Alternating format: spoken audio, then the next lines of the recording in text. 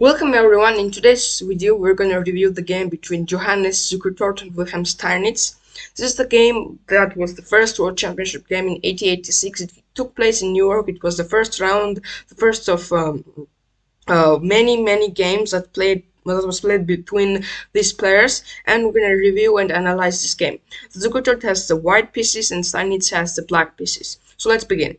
D4 is played by Zukertort, D5 played by Steinitz, and they play the Queen's Gambit Slav defense.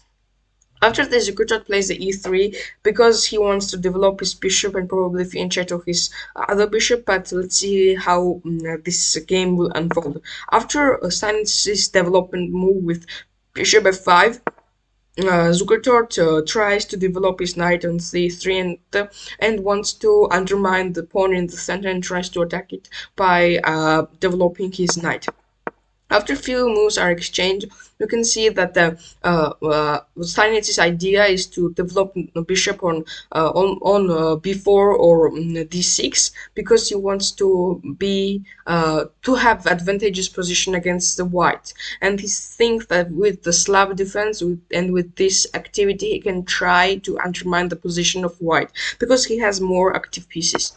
After this, Zukertort tries to give his position some sort of breathing air because b4 by black will be just pivotal, and almost black would have significant advantage after this. After that, Steinitz still develops his bishop, but Zukertort kicks out, and we can see by few moves after this that white allowed black to play this pivotal e4, and after this his knight is in a very bad position. He cannot go on g5 because many of the pawns are there, so it would be kicked out. So the Zukertort plays on d2. After a few moves, we go into the position where Wilhelm Steinitz tries to undermine the king, because we can see that the king on in1 can't really castle on the short side because it will give advantage to it will give advantage to black because many of the pieces are looking at this spot. Also, the knight is coming from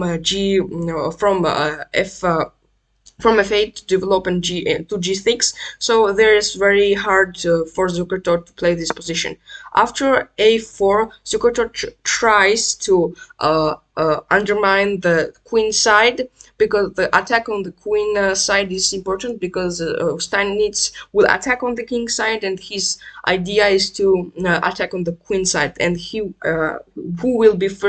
attack will be first is gonna decide the game. After knight g6 and b5 and knight h4, we see that in this position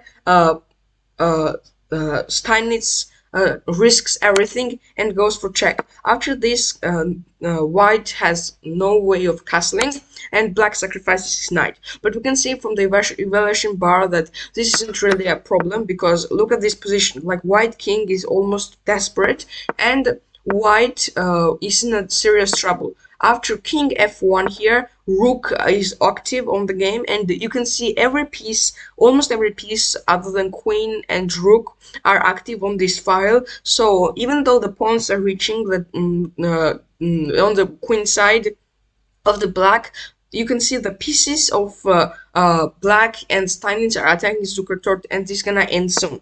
After this, queen f2 is played, and queen d7 is played by Steinitz. After takes, we can see that Zukertort is trying to exchange many pieces, so the attack will not destroy his king. But after takes and king e1, we can see the knight is coming in, it's attacking the queen. After takes, and another defensive piece brought by Zukertort. Zukertort is defending himself well, but we will see in near futures that Steinitz is not going to give up that soon.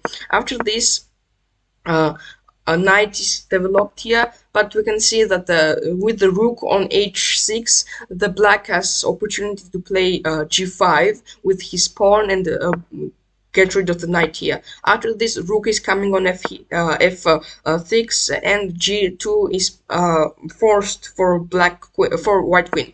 After this, brilliant move played by played by absolutely beautiful move played by Steinitz, because if knight takes and if pawn takes, Zukertort has like no chance of surviving here, because after this is going to be played. So this line is almost undermined here, so f1 is forced. After this, you can see the move rook b8, and now Steinitz has major advantage. He's pushing on every side. He understands that now the queen side is open for him, so he's gonna attack everything from this position. After this, king d2 is played, and the pawns are coming off the board. Everything is on the attacking side for Steinitz, and Zukertort is in a very big trouble. After this, f takes e3 is check, knight takes, and rook f2. Now you can see that the rook is attacking queen and knight here. The position is almost collapsed. The Zukertort should resign here, but he sacrifices his rook, and Steinitz has 4-point advantage. After this, Zukertort tries to do something. He takes the bishop, but it's for nothing, because after that, many of 4-point advantage is very significant in the position like this, and in this position Zukertort resigns. Steinitz wins the first game. We're gonna review the second and third games in another videos, so be here, be on my channel to watch those. This was absolutely amazing game. You know that the first world champion was Steinitz, but we're gonna review many other games between those two players, and we're gonna see how strong these players were, even at the time, even in the late 80s. So be sure to subscribe my channel, like this video, and be ready for another interesting videos by me. Thank you for watching.